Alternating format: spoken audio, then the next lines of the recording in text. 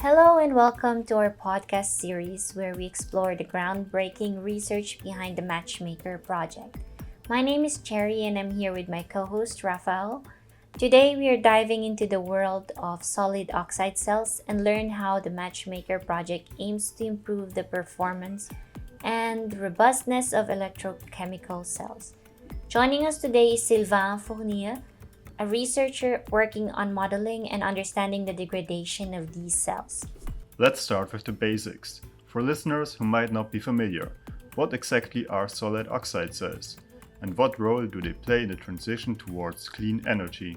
The idea of solid oxide cells is being able to convert hydrogen into energy and energy into hydrogen. So it can have many different applications to help to reduce the emissions of very polluting industries where hydrogen can be involved in their processes. So if we have a clean production of hydrogen, then we would be able to reduce the footprint of the steel industry or the concrete industry. Now, this sounds like a game-changing technology.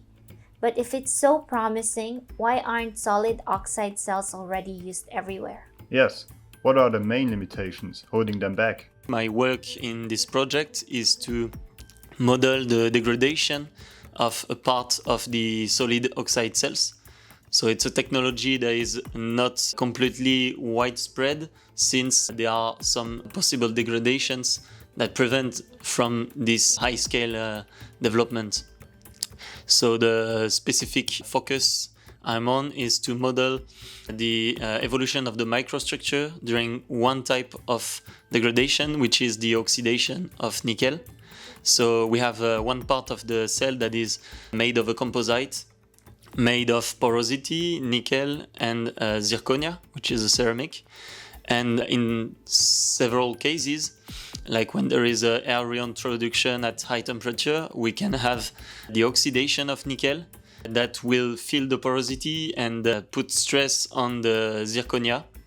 And at a certain level of stress, the zirconia would break, and so the performances of these devices would reduce and their availability also.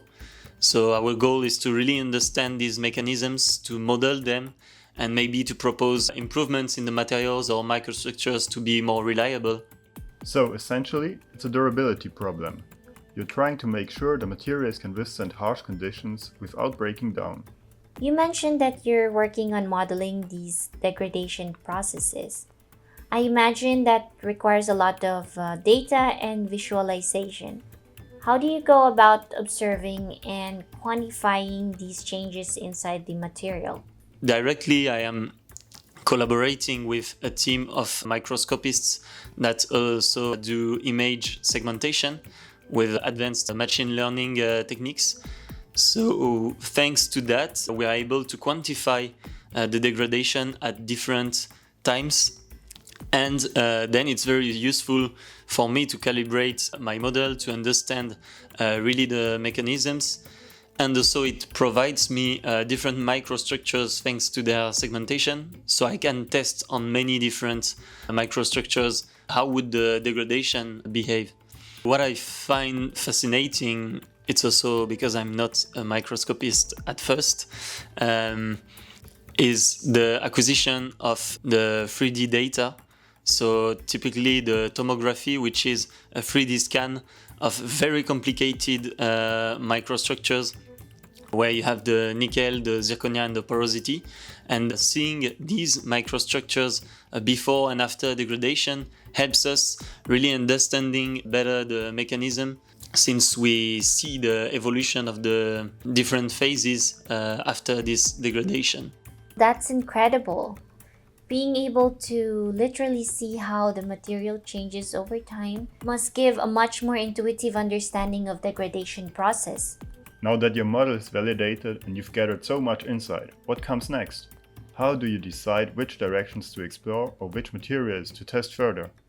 So the challenge I'm currently facing is that, so now that my model has been validated, there are many ways that we could test an evolution in the current material to see its resistance to degradation.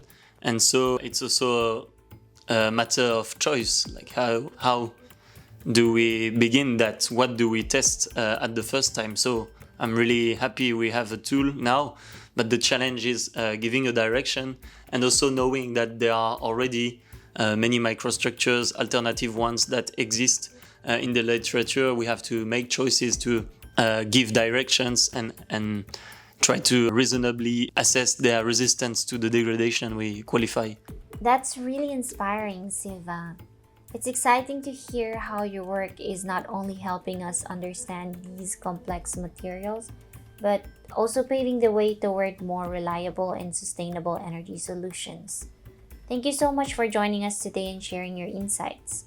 And to our listeners, thank you for tuning in to this episode of our MatCHMaker podcast series.